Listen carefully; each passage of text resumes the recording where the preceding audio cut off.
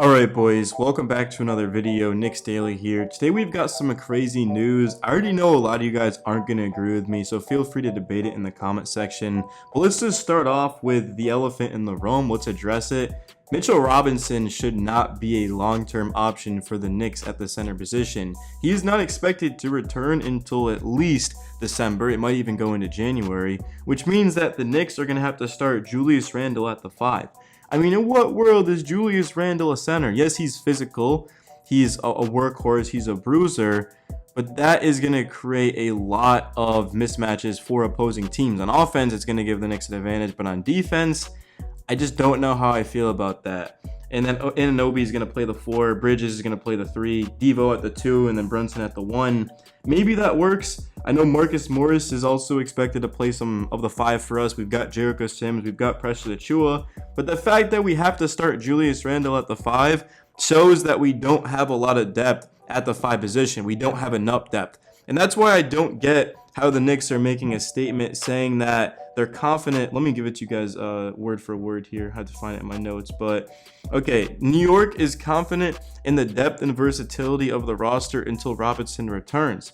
I mean, how confident are you guys in that, man? I think we're going to get a lot of wins because it's a great roster.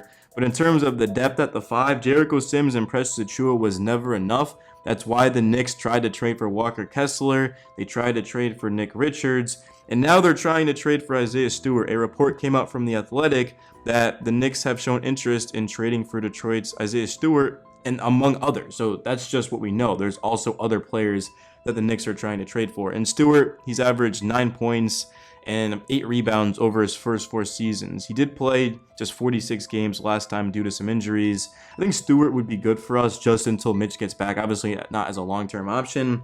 But I just don't know how I feel about the 5 position, because I think we can get away with what we have now because every other position is so deep and so elite for this roster. But can we trust Mitchell Robinson to even stay healthy? When he comes back, he's going to be rusty because he hasn't played and he's coming off of a rehab. And then we have to trust him to be able to play the rest of the regular season. The Knicks are going to be fighting for more than likely the 1 or the 2 seed, hopefully the 1 seed. I mean, the 1 seed you might need 65 wins to get that. With Boston, we know they're going to win probably 60 games, so the Knicks are going to have to win more than that. So the Knicks are going to be fighting for that 1 seed.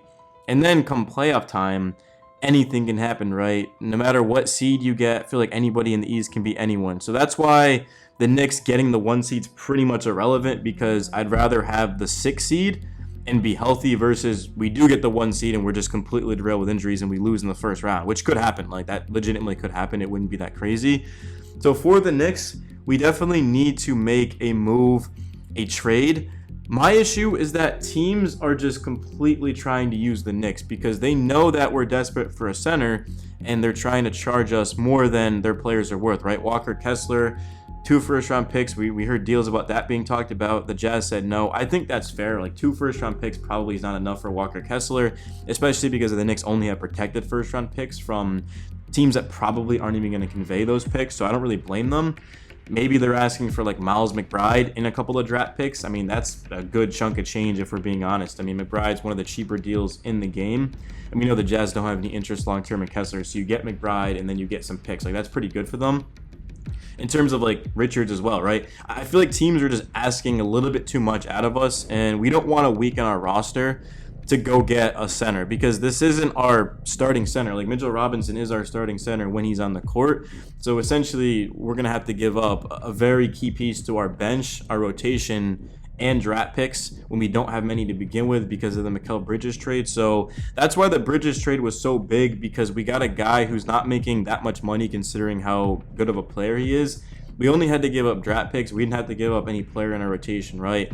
I know originally Nets fans were thinking they were getting Deuce McBride for Bridges, and they didn't even get him. They just got picks. So that worked out in the Knicks' favor. But in terms of our current depth chart, I just don't think we should trade anyone in our top 8. So Brunson, Bridges, Anunoby, Randle, McBride, Devo, Hart, I would say. And then, I mean, Mitchell Robinson technically is a part of that, but to be honest, I wouldn't mind trading Mitch. I know when he's healthy, the upside's crazy because of his ability to rebound, his ability to protect the rim, what he did against Embiid.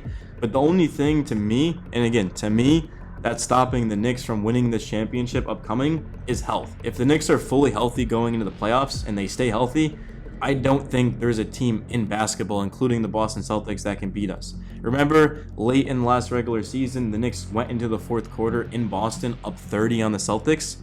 It was such a embarrassing loss for the Celtics that their coach literally said, I don't even know his name, to be real with you, but he ended up saying how, oh, well, they have more to play for than us.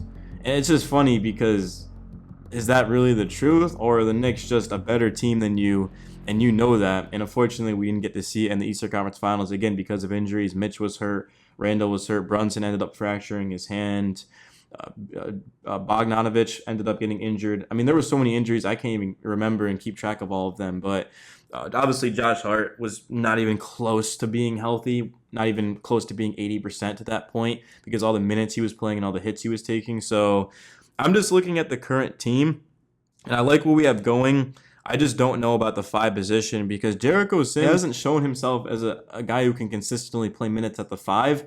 I know 2 seasons ago in Brunson's first year here off of free agency, we did see Sims get a good amount of starts, and we were a 500 team. Yeah, that's kind of just my point, is we were a 500 team with Jericho Sims. And that's not to say that the Knicks aren't better right now. Jalen Brunson's just a different player than he was back then, and we're going to have Bridges, and we didn't have OG then, certainly, and everyone's just been improving. But I'm just talking about, do we have enough behind Mitchell Robinson in this circumstance ahead of him because he's injured?